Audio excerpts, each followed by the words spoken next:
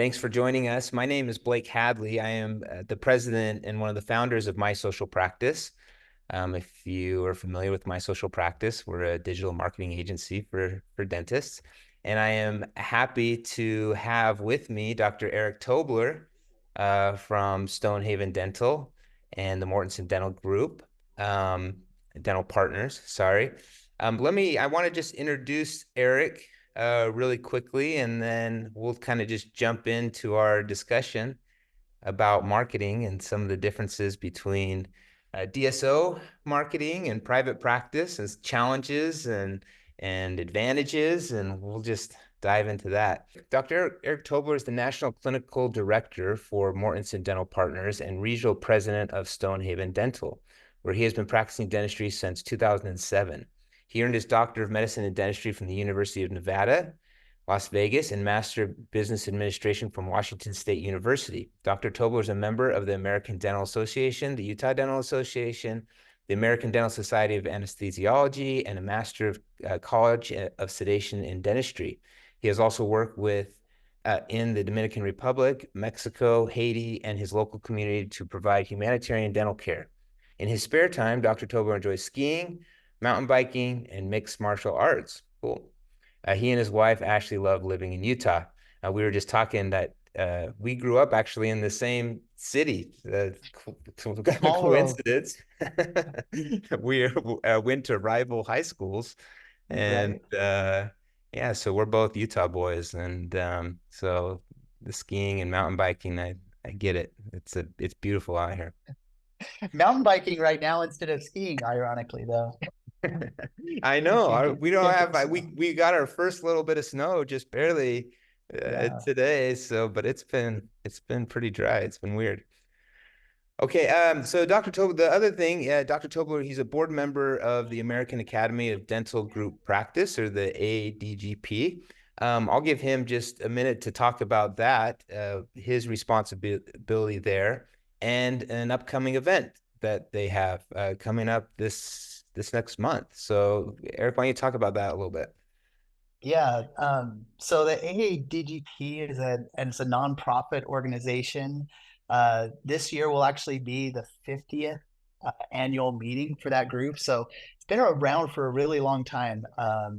And what sets it apart, I think, compared to we were talking earlier about all the dental meetings that are out there, the conferences, and trying to decide, where to go, where makes the most sense.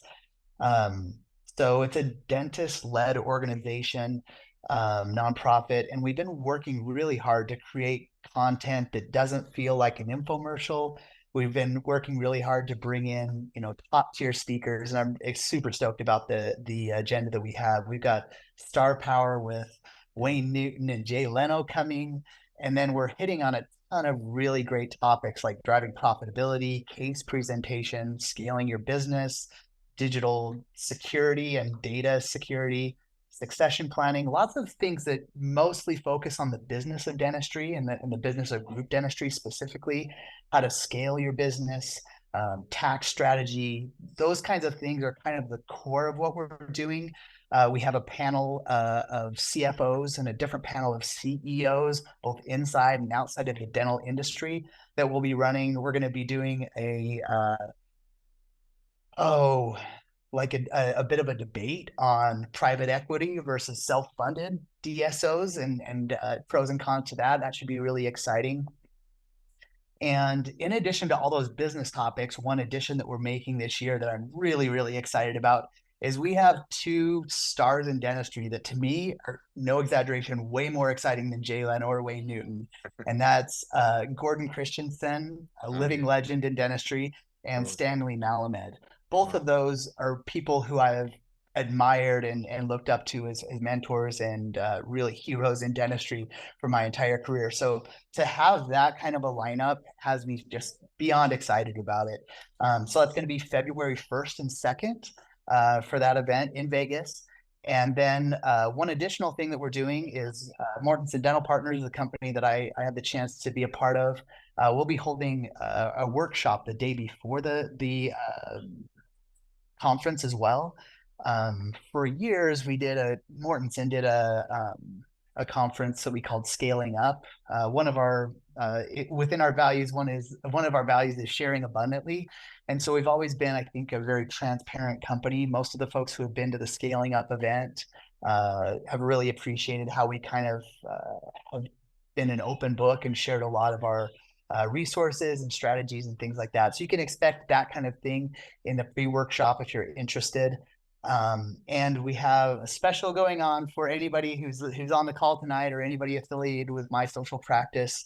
We've got a discount code, My Social Practice 25, for 25% off of registration for that event in Vegas. And I think it's going to be awesome. I'm really, really excited about it, and look forward to seeing everybody. I mean, networking is one of the most important parts of any of those events. And we're really trying to focus on that as well, set aside specific times and create some collaborative events to help bring people together and connect them with the other folks who are kind of in a similar situation. So I think it's going to be a great event, and really excited to do that this month. I can't believe it's already coming right up. So our pre-workshop with Mortenson is the 31st of this month. Then February 1st and 2nd is the overall conference. So it's a day. So it's a day early. The work is 1 day early. The workshop that evening. Exactly. Is that okay? Very cool. Yes, the afternoon. I think we start at noon and go to 5 o'clock or something like that. Yeah. Oh, that's cool. And it's in Vegas, so right. Come out and enjoy Vegas and learn a lot. So it sounds like a great event. Hang out with Wayne Newton in Vegas. Yeah. The event that we actually booked a private event with him, so it should actually be a pretty intimate, exciting thing. I'm really excited about it. Yeah.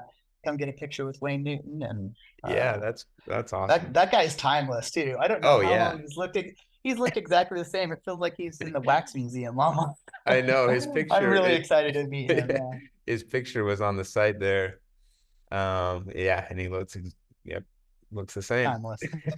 I dropped the link in the chat for everybody, the registration page, and then the discount code that Eric just mentioned, My Social Practice 25. I put it in the chat there. So go check that out. We'd love to have you there. It'll be an awesome event. All right, cool. Thanks for talking about that a little bit. So let's jump right in. I'm really excited to be talking on this subject.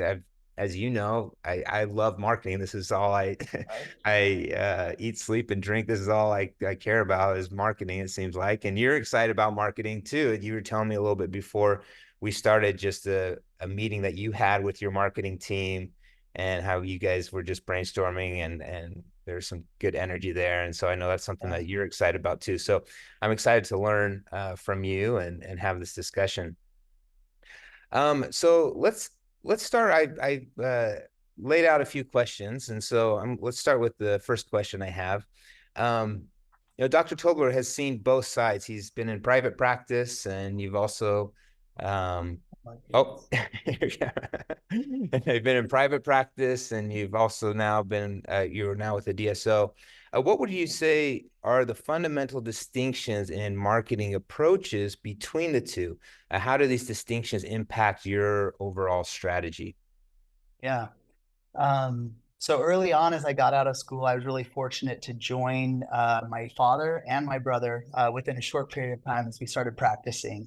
And we went from, my dad had been practicing for almost 20 years in Provo, Utah, in a smaller practice there, 2 operatories. And as we decided, the 3 of us to practice together, obviously that kind of a space wasn't going to work for us. Mm-hmm. And so, after doing some demographic research and looking into that, we decided to build a practice in Lehi, Utah, an area that was relatively rural, but looking like it was growing a lot. And that worked out really well. It really did. Tech has continued to grow. In fact, dental tech is really big in Lehigh.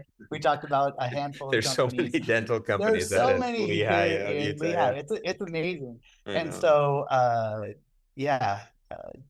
it's been really fun to be a part of that. But as we started, there was my brother, dad, and I would kind of split up the administrative responsibilities, along with being each one of us full-time clinicians. And every year we would swap that over. So I had a year that marketing was my focus. And I was working together with our marketing director, who also happened to be our HR director, who also happened to be our accountant. And so you know how that goes. It's it was a lot. It was a lot of fun. early on for me, I thought that marketing was really campaign development and coming up with the right message. And since then, I've learned it's so much more. Yeah. Um, but that was kind of my initial introduction into marketing, was trying to market aggressively for this practice that we were trying to grow when we went from zero to like a brand new startup practice to one doctor, two doctors, three doctors within a 3-year period. And Wow. so to keep us busy and to grow in that kind of a way really took a very aggressive and concerted effort on the marketing side.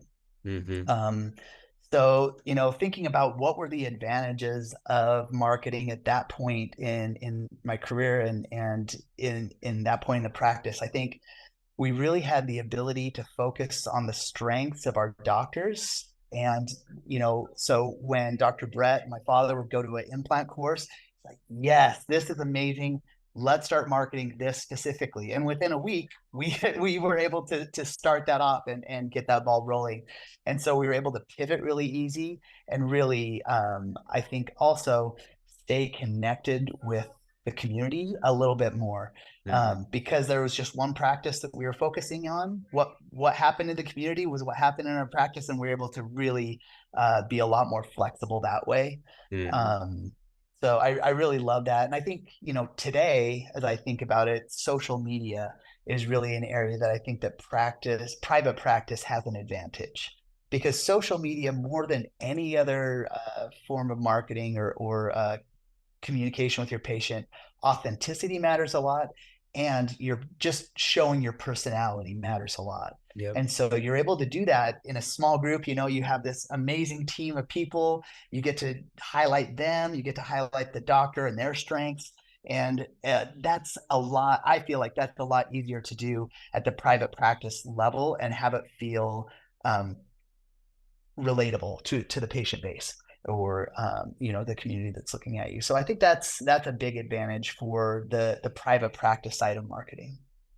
Yeah, I agree that flexibility, being able to, like you said, go to a course the next week, have a campaign or messaging out, whether it's on social media or push out an email campaign or whatever it is. There's no hoops you have to jump through, really, right? Right. You come Yeah. up with the message, you figure it out, you post it, and it's done. And I agree. And you know everybody in your practice so closely, especially if you're the in-house marketing person, you work with these people, you understand their strengths and their weaknesses, who's good on camera, who's good at this, or Mhm. you're able to talk about your team members and in different ways. And I agree that it helps so much more if you can do that. Very cool. Um, kind of another question. Given your involvement with the AADGP, what insights can you provide on the trends and innovations in DSO marketing? How are these shaping the industry? So, you know, as you have maybe from this meeting today, and as you're associating yourself with more DSOs, what are you seeing the trends? What's working for in DSO marketing? Even though maybe it is a challenge to be flexible, and because now you have this, uh, you know, someone is overseeing everything you're posting and everything you're doing. Mhm. What is working still with this? Yeah, I mean, so moving into the DSO side, there's a lot of advantages too. I think both have their challenges and advantages. Mm-hmm. The DSO side, I feel like we're able to work with a much more comprehensive strategy, um, because we have a team now that's dedicated to getting that right, and so they're thinking through it a lot more, and they're making sure that the message is consistent through all the platforms that we're working through. I think that part's been really great. Another thing that is partly, I think, in large part due to our strengths as a DSO, but also just the evolution of marketing in general. But what we're doing now is so much more data driven than ever I was able to do when I was in private practice, and that data is coming from agencies that we work with at times when we're targeting um, folks outside of the practice. But more importantly, I think actually a lot more importantly is the data that we understand about our own patient base. And so we know now a lot about our patients, who they are, what's important to them, the kind of dentistry that they need. Um, and those insights help us to direct our internal marketing campaigns to our patient base, and also to the patient base that we're trying to get, the general public. We're able to be a lot more strategic about the way that we go about that because of the information that we're able to pull from our data. And they're able to sample, because your group practices, there's multiple practices, you're able to sample more data, right? And probably that helps give Absolutely. you a little bit better understanding of who the target is.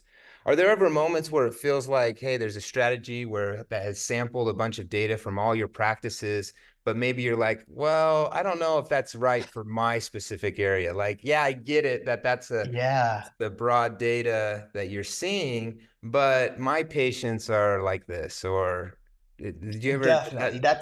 That's a huge challenge for us. And so an advantage again is brand consistency, right? So you go into Starbucks, you know what you're going to get when you go into Starbucks. There's a certain level of brand consistency, and the marketing department for Starbucks has a lot to do with that, because they're looking at internal brand equity as well as the marketing side. But and so that's a strength for us. But the challenge with it is, for Mortenson, we operate across 9 states, Mhm. and the needs that we have. So for example, in Utah, our dentist to population ratio is a lot tighter than maybe in Georgia. And so, our marketing strategy does have to change based on where we're at, based on the desires of our individual dentists and the type of dentistry that they want to do. That's a give and a take. And so there's some things that we're consistent with, but also we also do some targeted strategies for the individual practices as well. And so kind of have to balance that a little bit more than we did when it was just a single practice. So you're able to give your feedback to the group, and you could say, hey, maybe we need a little bit more of a targeted strategy for us, and they can kind of develop. Mm-hmm. You talked about a campaign, for example, getting the right messaging in a campaign. They're able to develop a campaign maybe just for specific practices in that way. Yeah. Yeah. Mm-hmm. And the way it works within our organization is we have our central marketing support, and that's where the director, creative lives. That's where our media buyer, those are central roles. But then we also have regional roles where we have a marketing director that's, a little bit more tied into the individual practices. They're helping, get content for social media for the individual practice. They're making sure that we're on brand and doing the right kinds of community events and things like that. So we're trying to do both, Yeah. to maintain that connection with our community, but also drive the overall brand. Right. Hmm. So you mentioned getting content for social media. We all know, whether you're a private practice, DSO, this is one of the biggest struggles of producing content, either creating time to do that or assigning someone in your office to Yeah. do that. So what's the advantage of having you? You mentioned a team came to your practice and they created a whole bunch of content. Tell us a little bit about how that works, and how content is created. Who does the posting? Is it who does the responding? How has that Yeah. worked? So how has social media worked for you? Yeah, that's a great question. Um, I would say the general, so we have some uh, generic's not the right word, but that's what I'm going to use because it works for all of our practices. So we have some media content that goes across every region, every brand, and that's kind of our standard, just on a very regular cycle, scheduled out. So that Kind content's of like the constantly. Starbucks, the consistent Starbucks, yeah, posts. Okay. Exactly. Yeah. Yeah. So, for example, this past year, 2023, um, our general campaign that we had was Healthy Smile, Healthier You. And we talked a lot about the connection between oral health and overall health. And so, we would have billboards or social media content about diabetes and oral health, or different things like that. So that was our overall marketing campaign for the company. But then at the practice level, when the practice has a story, or that somebody, we have, each practice has somebody we would call a brand ambassador, And that could be any position from a dental assistant to the practice manager to somebody at the front desk.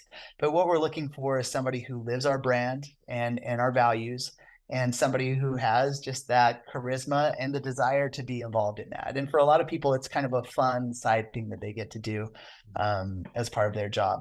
And so they're the ones who are, oftentimes taking the pictures when we do, our free day of dentistry or something else in the community. We go to a parade or something like that. So they're the ones who are taking the pictures.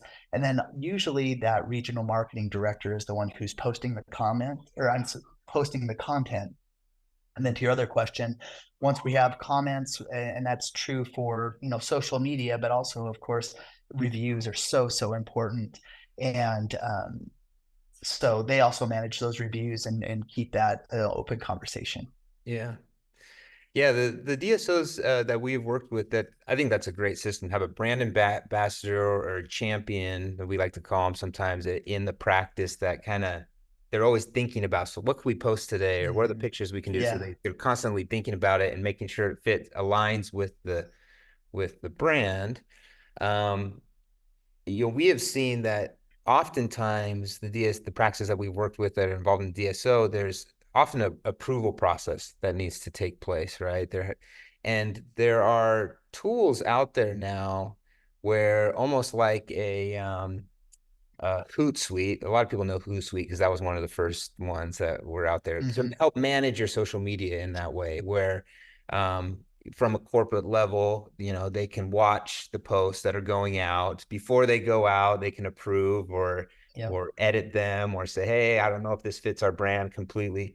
I think that's an important thing to have as part of a DSO, that there's an internal communication system of some sort. So it does, and I'm sure that's probably something that you have. Is that right? Absolutely.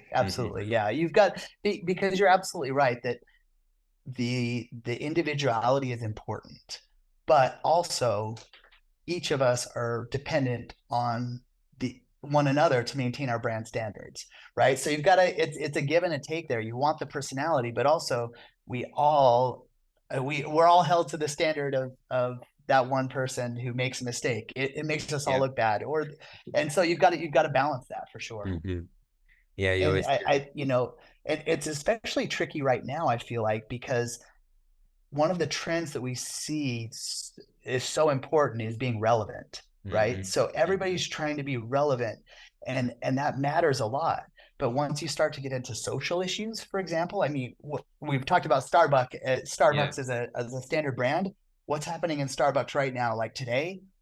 Scary. And that's because of social issues that have nothing to do with coffee, nothing to do with their retail stores. It's a social issue that became important because of their employees. And Budweiser is another example. They were trying to be relevant, but they probably stepped outside of their core brand and what mattered to them.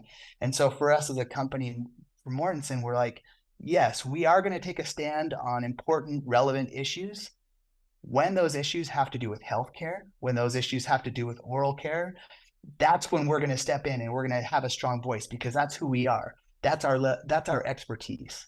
And so, some of those other areas, we have a spectrum of perspectives and beliefs within our organization. That's a beautiful thing. Diversity is a beautiful thing, and it makes us stronger. But as a company, we have to be really careful to be relevant without being controversial, because, if we take politics, for example, half of my patients are Republicans and half of them are Democrats, and they all have teeth and they all need healthy smiles. So I don't want to get myself in the middle of that. And that's a really challenging thing to do, though, because being relevant right now is more important than ever, and being authentic to who you are as a company, as an individual, that is so it's just everything right now. I think, especially in social media, I think, we see influencers. I heard somebody recently say that 2024 is going to be the death of the influencer, being that influencer who will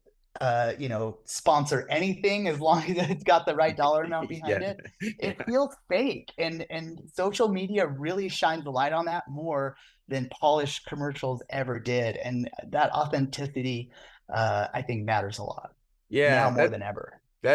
this is such an interesting subject because it kind of has come full circle. It started, you talked about campaign messages when you first started. And I went to school for advertising. So all we learned about was creating a perfect campaign with the right messages. Like, it was all about the big idea, right? The Mhm. line that converted everybody, because it was that headline that really like captured the audience.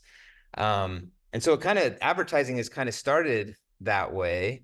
And then as social was introduced, it became more about authenticity and transparency and relevant content. And now we're seeing TikToks and all these videos that are entertaining. Entertainment has Mhm. become more of a brand. It's not about, right? So big. Yeah. Entertainment and video specifically. Video. Like Yeah. those video is so big right now.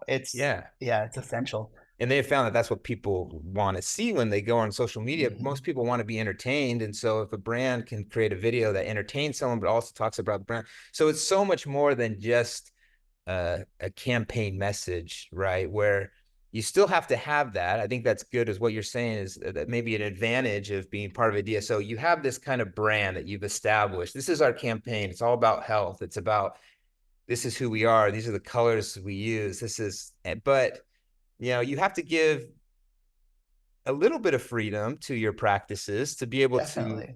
to create these videos and have some fun, but it still needs to kind of align with that main message. And you can't just let the hygienist or something go wild on social media and just say every opinion she has, and you got to Yeah. rein that in a little bit. So I see that as a big advantage. So maybe you don't have the flexibility that you talked about originally, but there's some advantages of not having that flexibility, I guess. Right? Yeah, I think, like I was saying, back when it was myself or my brother or my dad running our private practice marketing, we had some really bad ideas that never would have made it very far in the company today. But we got to try them out. And the flip side of that is we were running through the bad ideas, and some good ones, some really good ones came through Yeah, that as well. But yeah, it's a yeah. different deal. We've had our fair share of bad ideas as well, trying to grow our business. Okay, cool. So yeah, I think that's a great advantage and maybe a challenge to talk about. Let's talk a little bit more about some of the advantages. Is there, as you look at the broad view of the change from private to DSO, is there something that has really stood out as one of the biggest advantages, or maybe whether it's Yeah. less stress, maybe it's more freedom, maybe what would you say one of the biggest advantages is? Oh, I wish it was less stress and more freedom. Those are true some days. Other days they're not true at Yeah, all. yeah. I will say I'm really grateful to be a part of Mortenson. Like they've been an exceptional partner. We joined them about 10 years ago, and it's an organization that I feel really proud to be a part of. I feel like being a clinician-led DSO that's dentist owned is a pretty unique thing. And I really am grateful to be a part of that company, but I don't know that my stress is less. There's always something to find to stress out about. Yeah, yeah. Um, uh, but going to your question about what advantage maybe, or what's one of the bigger advantages I've seen. It's not necessarily just being part of a DSO, but our DSO as it is today.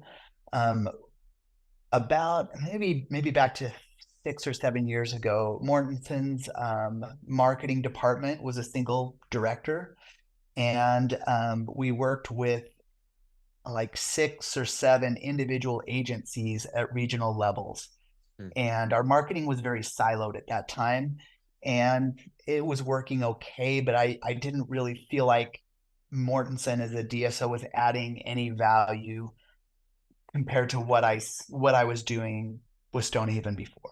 So when you say Um, that you're working with 6 different agencies, just so everyone understands, did you kind of have an yeah, agency that did your PPC and an agency that did, was it like Mhm. that, or just you're It was saying actually rotating? it was actually even worse than that. I said 7. It was probably more like 75 because we had eight. The agencies were more regionally based.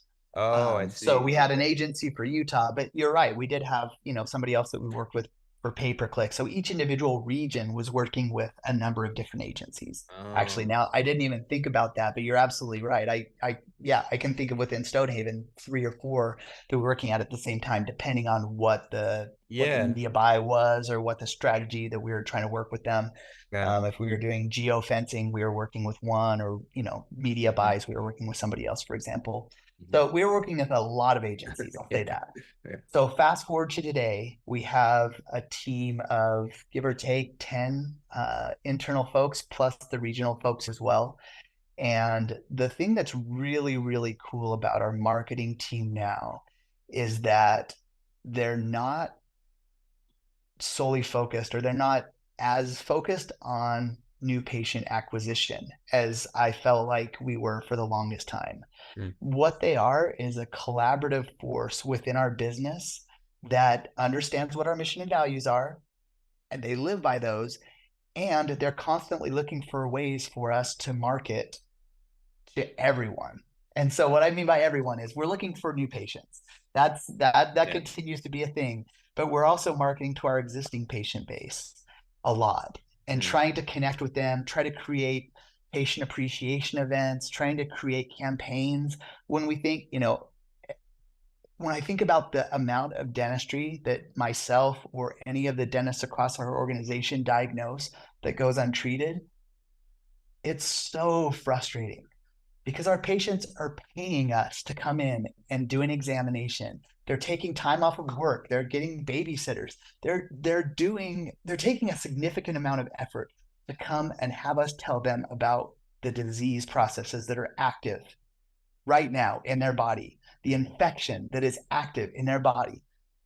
And even after doing all of that, our case acceptance rates are 50%, give or take, by a big margin, but we're all in there somewhere. Like, we don't have 100% case acceptance, and our patients are getting stuck on financing or scheduling or a handful of other things.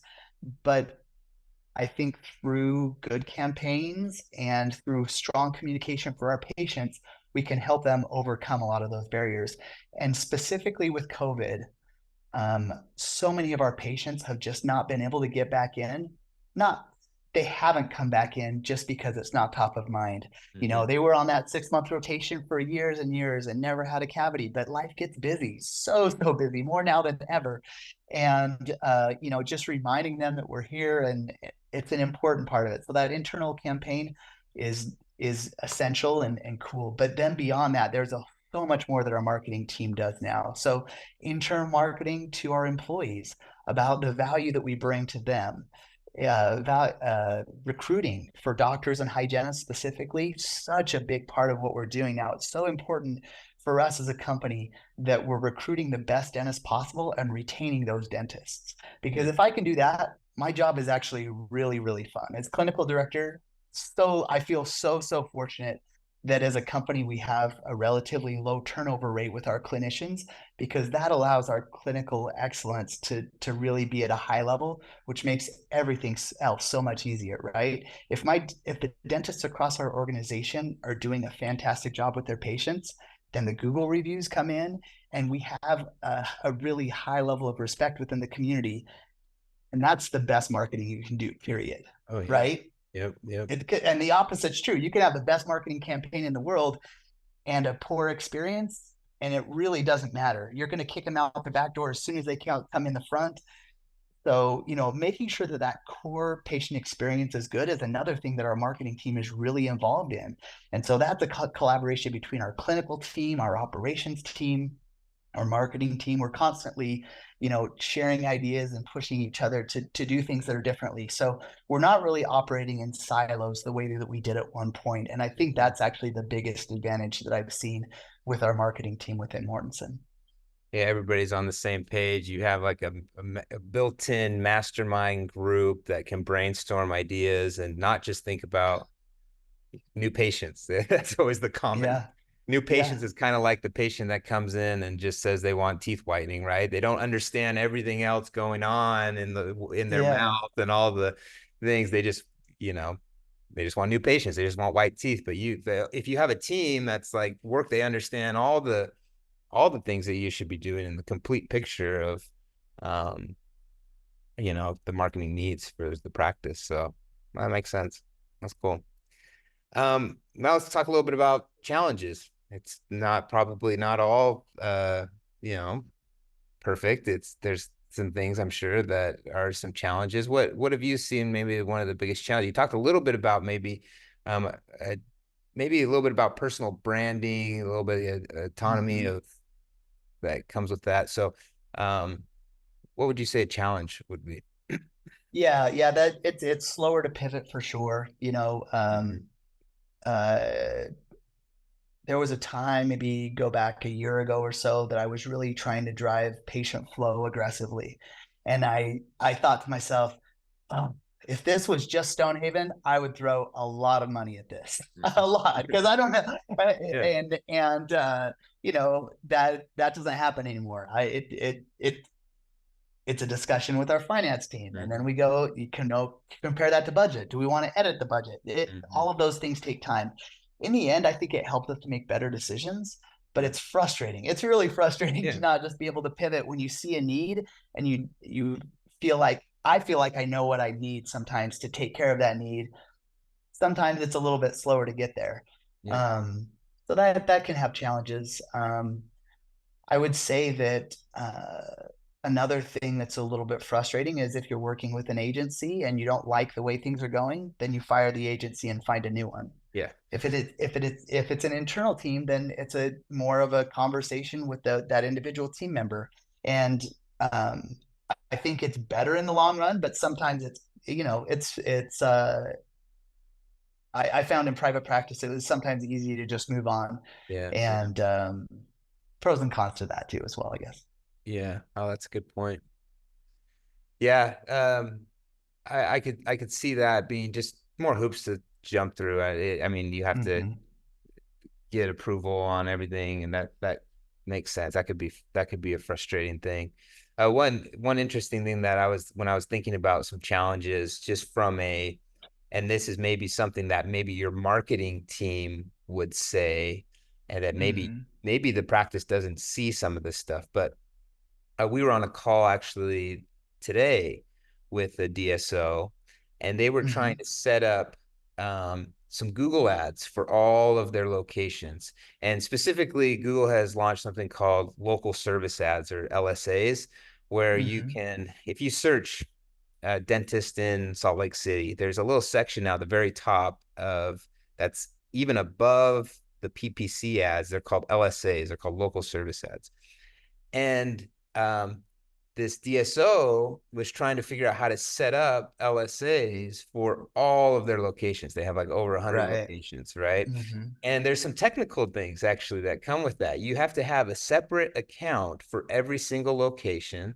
You have to Yeah. have a general liability proof of general liability insurance. You have to have a background check on the provider, and it has to be all individually done per account. So this Mm-hmm. DSO was like, okay, all these practices don't use Gmail accounts, so we have to create a separate Gmail account for every location, and we have to get approval to run these ads for every location. And so just I guess from a DSO, just some technical things, setting up Facebook pages. There's always a lot of branding things to think Mm-hmm. through. Do you let them have their own individual brand and their own logo, or do we tie it back to our logo? So there's a lot of technical things that go into um, setting things up, and so that's one Yeah, challenge that we've seen.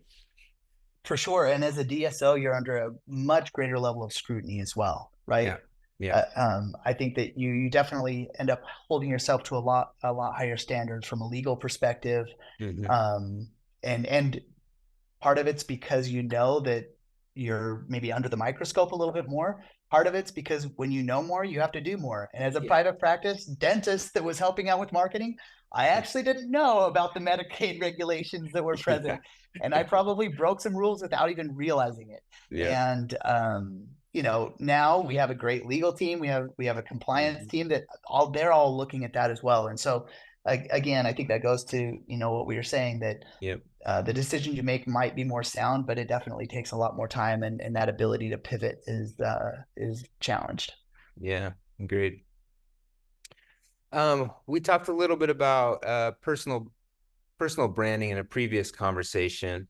Do you Yeah. still feel, that's such an important thing, especially when it comes to social media these days? You see dentists that are turning their front-facing camera on, and it's becoming more about the dentist than the brand Mm-hmm. in a lot of Yeah. cases, right? People, and that's with every industry, people that are looking for protein powder, let's say, they probably go to the thought leader in that space that they like, that's ripped, and they say, I want to buy whatever he suggests with that kind of protein powder. They're not thinking about Mm-hmm. the overall brand so much.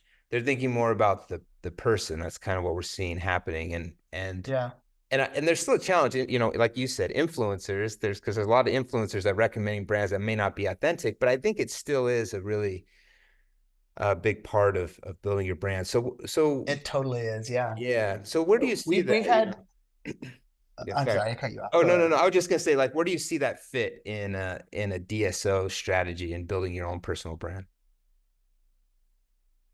Yeah. As a DSO, we've Mortenson, we've struggled with it, I guess, is my Mhm. thought. We've had individual influencers come to practices, and those have sometimes led to some pretty good results. But I have a handful of friends that I feel like are really killing it on that side, where they can be very authentic and their brand is just so on point. You know what I mean? Mhm. And they're working with influencers who are usually not high level influencers, somewhere in the like 10 to under maybe 10 to 50K followers or even Yeah. less than that, but they're like the pinpoint. They matter in their community, right? Yep. You can have 100 followers, and if those 100 followers all live around the practice, that is a really important influencer, Yeah. right? Yeah. 100 Totally. followers matters a lot, especially if you provide a great experience for them and they talk about it. Hmm. And so I've definitely had friends that I feel like are doing it really, really well that way. Yeah. Um, and I love that. I think the micro influencers who are passionate and really believe are one of the most powerful tools that are untapped for most of us most of the time. Yeah. I agree. We talk about influencer marketing quite a bit, and it's a very it's a difficult thing to do, to find an influencer, a micro influencer with a local following that, you know, but I think that's interesting that we kind of talked about influencer marketing and personal branding kind of the same time, because Yeah, yeah, it is kind of like, you get an influencer that goes in and they're going to say, hey, go see Eric, right? Eric's my good friend. He's awesome. He does this. That's the type of messaging that an influencer usually puts out on their channel that works a lot better than maybe saying, hey, go to Stonehaven Dental. It's more right. that personal connection. This is who I go to. Eric's the best. He's the coolest guy. You need to go see him, right? So that's, Mm-hmm. yeah, that's interesting that those two, kind of play a role. Um, and that's how most dentists build their personal brand, through working with influencers like that. So Yeah, and I really do love like you mentioned, whether it's dentistry or another brand. I think those folks who are able to be really authentic and personal with their audience, that mhm. goes a really, really long way. And for our company specifically, that's not something we focused on. We focused more on a general broad marketing campaign, but I think there's a lot of power there. Yeah. So the brand, they haven't ever had an influencer, meaning the marketing strategy has never been put an influencer in your practice to help. You've never. We've done it here and there, but Yeah. definitely Yeah. not like an Yeah. overarching strategy. We have Yeah. individual dentists within our organization too who have their own personal pages, Hmm. and we don't discourage that. We don't really help promote it a ton, Yeah. but some of my favorite dentists, Dr. Kate Mortenson, the granddaughter of Wayne Mortenson, the Yeah. founder, Uh-huh. she and I worked together for years. She was my dental assistant in Lehigh, and now she is like the most amazing dentist. And I just love following her on Instagram, seeing her cases that she does, and like I have so much just joy every time I watch her personal page. And so we have a lot of dentists who do something like that as well. That's really fun. Oh, it's good to hear that because I think that's important. If somebody wants to break off and create their own page to talk about dentistry or, I mean, still have your brand page, right? But I see this all the time too. You can create your own page if, I follow one of our clients. She talks about, um, toddlers and oral health and toddlers. She has kids and she's Right. created a whole page about that and she's got built a big following. So, and that can still benefit the brand page as well by creating your own For page, sure. right? And so there's still an opportunity to do that, I guess, is to build that personal brand. So cool. Um, can you share any specific examples of maybe a marketing strategy that you've implemented that you have seen work? This could either be in your private practice or as part of the DSO. Yeah. And we talked about Smiles for Life, for example, a charity Hmm. campaign, or Yeah. why don't you talk about a successful campaign that you've seen? Yeah, maybe I'll share a couple campaigns. I'll share one Yeah. private practice and one Oh, good. Okay. in the DSO realm that I felt like Perfect. really hit. Okay. And it's funny because the message, getting the campaign right, getting that strategy right is about so many things. We talked about being relevant and, hitting, sometimes it's just about getting lucky too. You hit the community in just the right time. Um, as we were growing early on Stonehaven, we had a mailer that we called the mom mailer, and it was this picture of a mom that at the time had really high jeans, and she had a The kid on her mom jeans. hip. Yeah, mom Mom jeans jeans. are cool now, though, man. The They're mom back. jeans are Maybe back. Yeah. oh maybe I need to go back in our stock photos and pull that one back out. It might Yeah. hit. Her hair was a little poofier than I see most of the time now too. Good. But yeah, so it was this mom with a kid on her hip, groceries in her hand, maybe hockey sticks to take kids to practice, like just a busy, busy mom.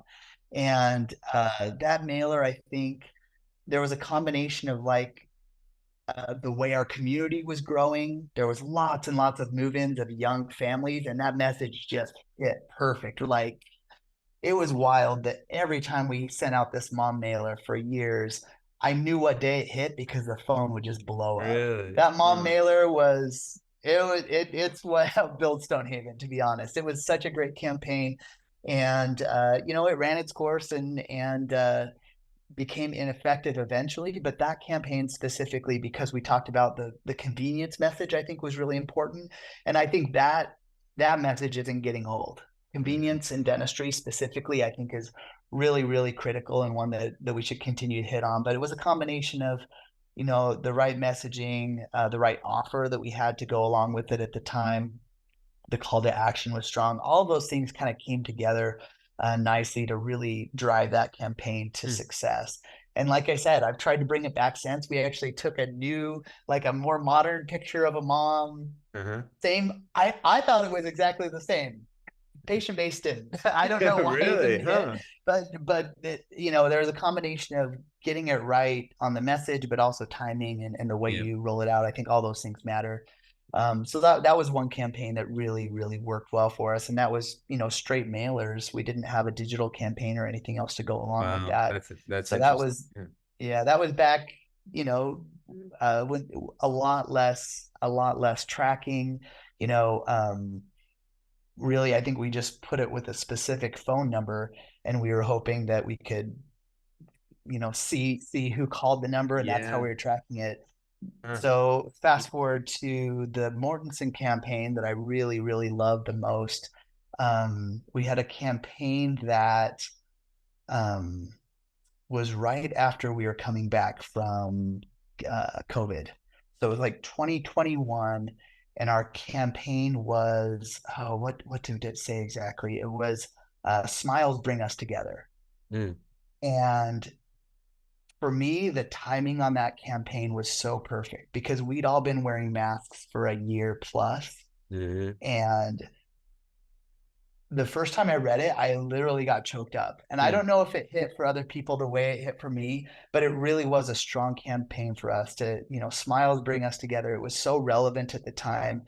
And, so fast forward to how we're able to track that one. It wasn't just phone numbers. We have multi-touch attribution. So we got to see, maybe the first ad that we sent to somebody didn't catch their attention, but we were able to follow that through the whole life cycle of a patient that eventually, made the call, and then follow them to all throughout the visit. Mm-hmm. But that Smiles Bring Us Together campaign, the interesting thing about that, and why relevance matters so much, is I feel like if we were to do that same campaign today, it would feel pretty generic, Yeah, yeah, right? Smiles Bring yeah, Us Together. yeah. Okay. Great. I Yeah, mean, it's yeah, cute. yeah, It sounds yeah. It's a good nice, message. Yeah. but it didn't hit the way that it did in 21, where not only were we not able to see smiles, we weren't able to be together, Mm-hmm. right? So you take Mm-hmm. those two things that are like deep human needs, Yeah. and you build a campaign around that really touched on it right when it mattered most. I thought that was pretty special.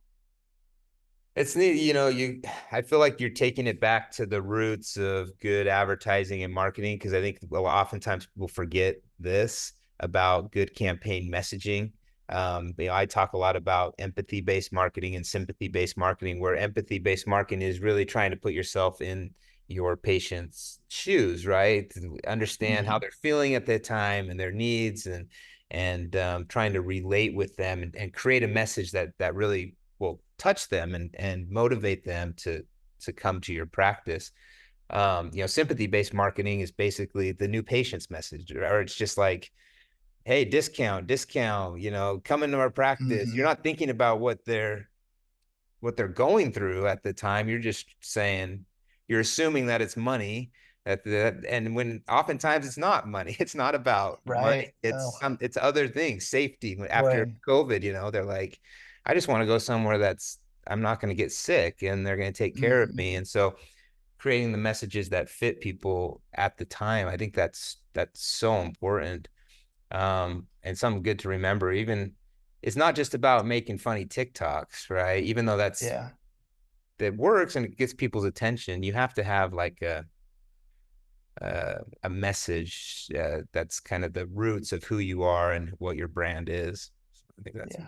Well, and that empathy-based care follows over once the patient is sitting in front of you. Once you're knee to knee with the patient, sometimes it's financial concerns, but if you assume it is, then you're going to blast right through everything else without actually asking the questions that matter to get to what's important to them. Like you said, yeah, is it fear? Is it convenience? Is it something else? What matters most to the patient? If we just assume that it's finances and we try to just add a discount or something like that, you're missing a huge opportunity for sure. yeah, yeah. I agree. Well, I like that. Um, Cool. Well, we're kind of coming up on the hour. I want to give anybody a chance to, if they have a question, to chat it in. I realized that I hadn't turned on the chat portion. So when I put that link and the discount code in the chat section, I don't think people saw it. So I just enabled the chat section. Um, but if you have any questions, feel free to put them in the chat section or in the Q&A, and we'll kind of watch that for this last 5 minutes that we have. Yeah. Softballs only, please. No hard questions. I'd Yeah, appreciate yeah, that. please. Is there anything, Eric, that you kind of want to end on? Any final words of advice when it comes to marketing that you haven't talked about yet? Hmm. You've covered. Man, I think we've talked about a lot of things I really care about. I think one maybe interesting trend that I see an opportunity for, and we as a company are focusing on, that folks maybe have some interest in, is targeting patients by employer, or targeting our marketing by employer. Hmm. There's such a big difference in the way that the insurance companies that we work with treat us as companies, right? Yeah. As a DSO, there's some, and we all know it. As in private practice, there's tension there with the insurance companies. Mm-hmm. Right. It's Yeah. frustrating Yeah. often. Mm-hmm. Um, as a DSO, that frustration lessens, and there's a whole lot more data to support it. And so I can look at one company and say, your fees are really good, but you're actually really bad to work with. And more often, it actually happens that you're really hard to work with and your fees are pretty bad. I don't know that we want to work with you anymore. And Mm. so, as a DSO, we've been able to take that data about the insurance companies that we're working with. How long does it take them to actually pay claims? What is their percentage of denials? Just there's so many factors about how easy they are to work with that help us say these are the patients we really truly want to work with, Mm. ideally. And those insurance companies are chosen oftentimes by employers, and so we're able to target employees of certain employers through our marketing department. I think that's a strategy that has a lot of opportunity going forward. Interesting. Have you done much of that yourself? We haven't. No, no. I think that's interesting, especially from a DSO. It's probably, I mean, I guess a private practice could do that as well. It probably might be a little bit easier from a DSO to be able to, well, I don't know. It could work on both sides, I guess. As a DSO, you probably have more correlated data to back up what you're feeling. Right, right. But as a private practice, you kind of know who you hate. Yeah. Which Yeah. insurance firm company that every time you submit a claim and they come back, you're like, are you kidding me again? Like you kind of know who they are because they're in your business all the time. We're frustrating, but having more data to help support that is helpful as a DSO for sure. So what's maybe a strategy that could, I mean, I mean, I know we all are remote now, so everybody works from home, but when we had an Mm-hmm. office, we would have a local restaurant walk into our office and drop a flyer at all of our desks, or, I guess it would be to work with probably employer. If you can connect with the employer first, that's probably the best strategy. That would be the best strategy. We haven't had a lot of luck with that one, to be honest with you. Huh, huh. Occasionally, you're able to get into the HR department if you can. I've had a few really good, marketing folks who have been able to make that connection, or even, a personal friend who is in HR, maybe somebody from my company connected with somebody from their company. We've been able to do some of that, Mm-hmm. but I think what we're looking at now is a lot more looking at digital profiles and creating lookalike audiences uh, Mm. And from the we create the ideal patient profile within our own patient base. This is all the data we know about our own patient, that our ideal patient base, and then we take that and create lookalike audiences yeah. outside externally, and that's kind of how we do a lot of that. Oh, interesting. Maybe, and LinkedIn is becoming, I mean, that might be Huge. I mean, that sounds like that would be the place to implement this strategy if you could, because LinkedIn, all that information is available where they work. Mm-hmm. Facebook has restricted a It, lot of I mean, Instagram of where people work and their income and all that stuff. You can't really target people in that way like you used to be able to. But yeah, LinkedIn would be a great place to start with that. Oh, yeah. that's Well, great. and you're so right too. Uh, personal privacy is such a moving target right now. Yeah.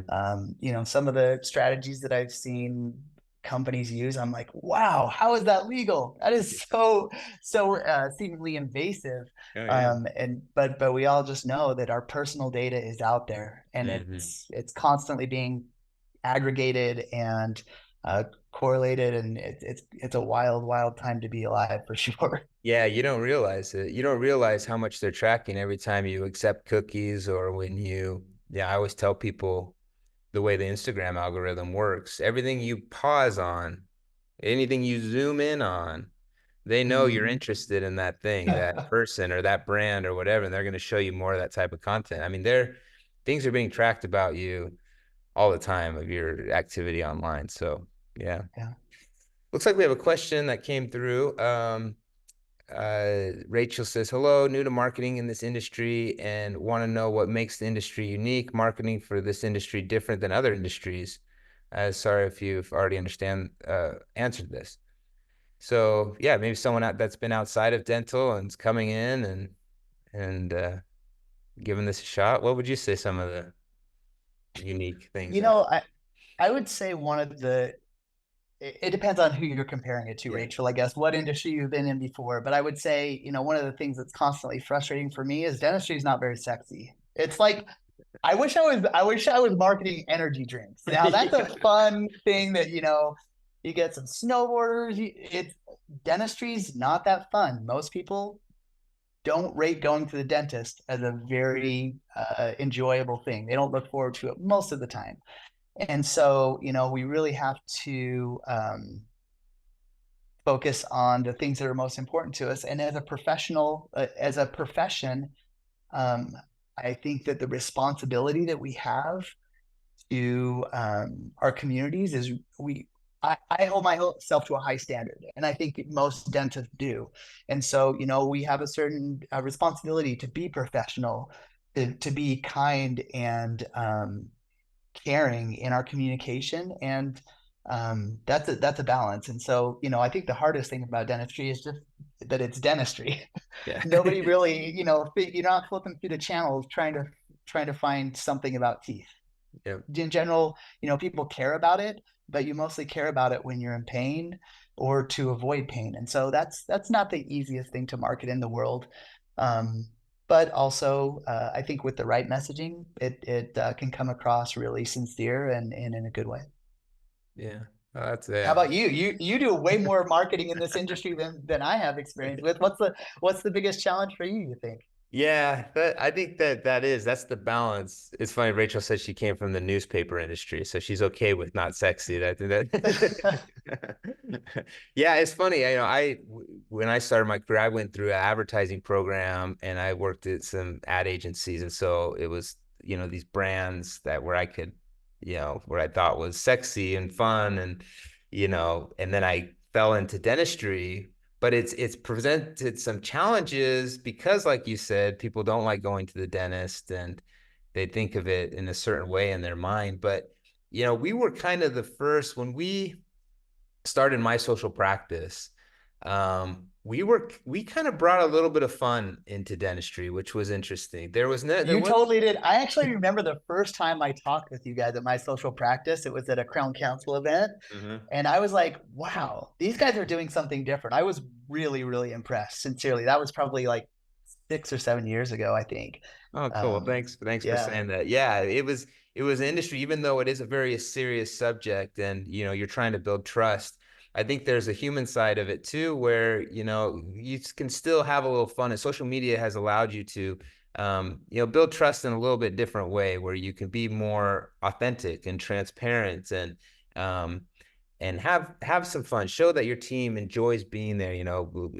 Eric talked about marketing your team, and even how do you market to new employees that are coming. You have to show that you have a good culture in your practice, and I think Yeah. social media there's still some, even though it is a very serious profession and healthcare, there's still some area in there to build trust, but having a little bit of fun with it. So um that's one thing that I would say, people like, you know, it's a people based industry. It's about relationship based industry, and you Definitely. just want to build good relationship, and you can do that with your marketing. So,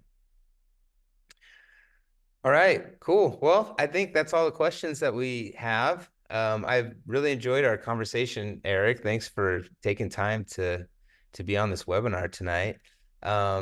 Before we end, maybe just really quickly, just remind people about the dates of the AADGP meeting, since it's coming up so soon. Yep. Less than a month away. Yep. Yeah. February 1st and 2nd in Las Vegas, aadgp.org. And then the discount code for my social practice listeners, my social practice 25. Yeah, I really do think it's gonna be a great event. I'm really excited about it. And Joanne Buckley, she and I have been working together on this content. I'm so grateful and excited about the folks that we brought together for this. And I think it's gonna be worth your while. So hope to see you there. Awesome. Thanks, Joanne, for putting the link in there and the code as well.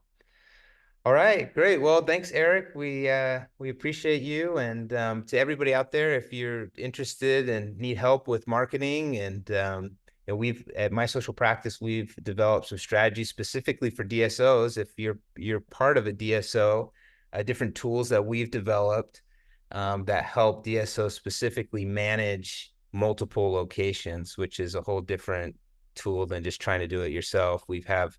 some software that you can use to really help you with that. So if you're interested in learning about that software and strategies that we're using, please reach out to me. My email is just blake@mysocialpractice.com, and feel free to connect with me. All right. Well, Eric. Amazing. Thank you so much, Blake. I really Yeah. appreciate you having me on today. And yeah, Okay. Well, we look hope forward to to, seeing everybody in February. yeah. Hopefully we get some people to register for that event. That'd be awesome. All right. Well, have a good night, Eric, and All right. we'll talk to you soon. Stay in touch. Thank you. Okay, we'll see you.